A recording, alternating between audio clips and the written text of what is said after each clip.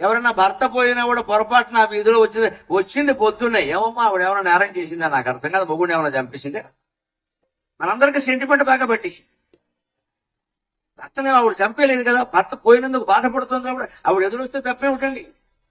మా అమ్మ బతుకున్నంత కాలం 30 ఏళ్ళు నా తల్లి వితంతు అయినా సరే ఆవిడే ఎప్పుడూ నాకు ఎదురొచ్చేది. సకల జయాలు ఆవిడ వల్లే నాకు వచ్చాయి.